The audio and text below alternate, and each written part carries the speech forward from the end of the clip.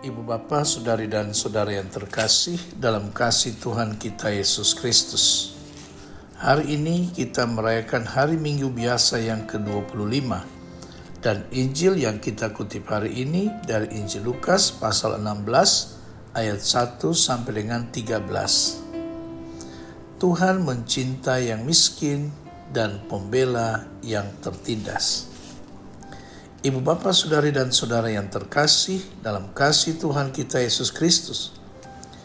Kalau kita membaca perumpamaan hari ini dalam Injil, bisa sangat meresahkan jika kita menganggapnya sebagai alegori, yaitu jika setiap elemen dalam cerita yang dimaksudkan memiliki padanan dalam kenyataan. Kita tidak bisa membayangkan bahwa Tuhan memuji bendahara itu atas penipuannya. Saudari dan saudara yang terkasih, inti dari cerita itu hanyalah sebuah daya cipta bendahara itu, kelicikannya sebagai anak zaman itu. Lebih banyak pemikiran yang dicurahkan untuk menghasilkan uang daripada untuk membelanjakannya demi keuntungan orang. Bahaya dan beban kekayaan sedemikian rupa sehingga daya cipta dan kelicikan dibutuhkan dalam menggunakannya untuk memenangkan tempat di surga.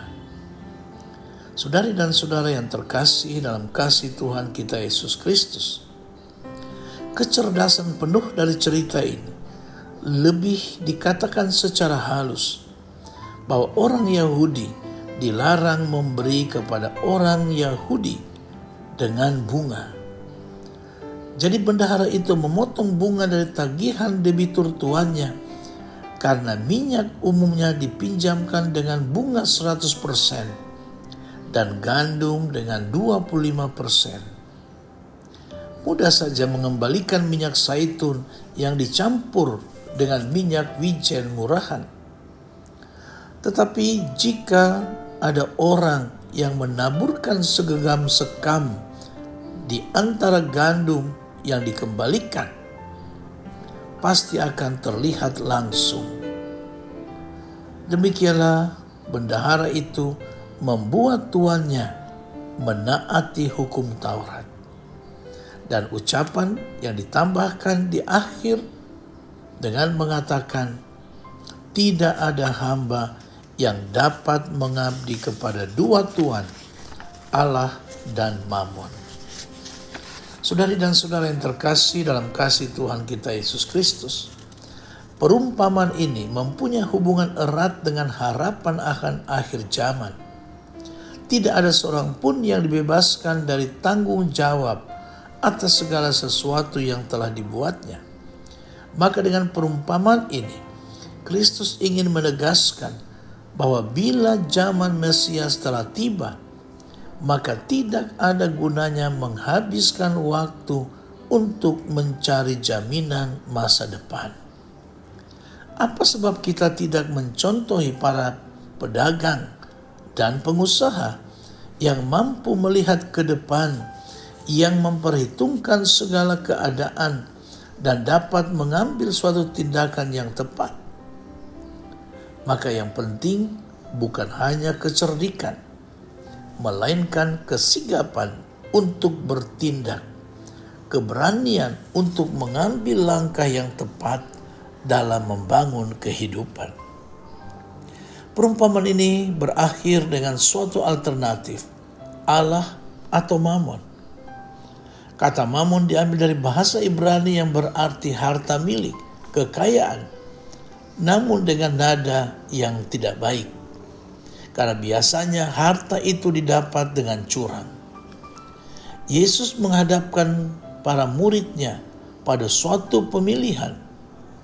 Siapa yang berdiri pada pihaknya harus berterus terang. Murid Yesus harus tahu di mana ia berdiri.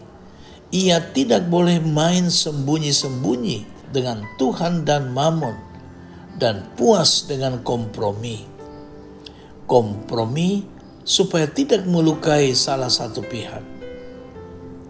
Kita diajak agar sungguh-sungguh bijaksana, maka kita akan mengumpulkan barang-barang yang tidak bisa hilang, yakni hal-hal yang berhubungan dengan kehidupan kekal. Harta kekayaan yang sesungguhnya tidak terletak di dalam barang-barang duniawi, melainkan di dalam Allah. Jika kita menaruh hati pada barang duniawi ini, boleh jadi kita tidak bisa melihat lagi dunia yang akan datang. Jika perhatian kita tertuju kepada dunia yang akan datang, maka kita tidak akan terlalu melekat pada hal-hal yang bersifat duniawi. Ibu bapa, saudari dan saudara yang terkasih dalam kasih Tuhan kita Yesus Kristus, maka marilah kita berdoa agar kita bisa mengambil keputusan yang tepat. Amin.